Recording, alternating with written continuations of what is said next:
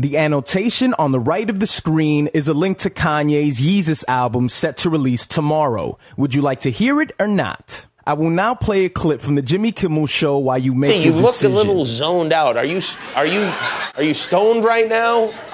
Yes. No, sir. I'm not. Drugs ruin lives. There's a promise that the public makes with a controversial artist. If you promise to deliver the goods, we promise to tolerate your nonsense. So what about those goods? I'd say I approve of about 40% of the album. But what about you? Assuming you either heard or downloaded the leak. And by the way, how do you feel about leaked albums? Do you refuse to listen to anything leaked? Demonstrating your utmost loyalty to Kanye or any other artist? Remember when record stores existed and you can actually pre-screen an album before you bought it? I think we bend our moral code just about every day, don't you? Everybody jaywalks even though it endangers the lives of others. We smoke in public places. So is downloading a leak wrong because it potentially takes the job out of the hands of record label employees? Well, since when do any of us give a shit about other people's jobs? If you like to look at the big picture so much, you would also be aware of my microphone, my preamplifier, your headset. The device that you're using right now to listen to me was probably made in China, taking jobs out of the thousands of potential factory workers in the US.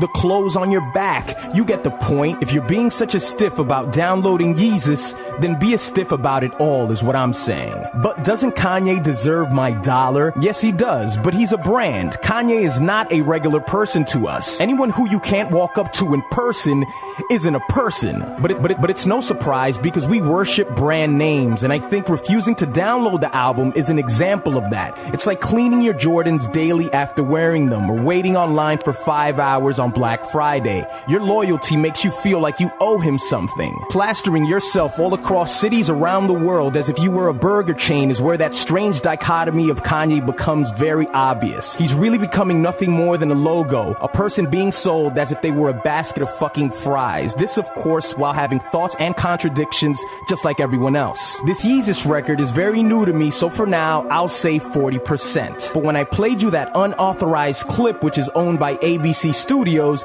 you sat there and watched it. You were my accomplice as I broke the copyright laws. Alright, before you call me an asshole, I'm just making a point. We break our moral code multiple times a day, but when you make exceptions because you're considering the livelihood of a boastful millionaire, well then there's no wonder why he would call his album Yeezus, is there? Bitch, I'm back out my coma, waking up on your sofa. When I park my Range Rover, slightly scratch your Corolla.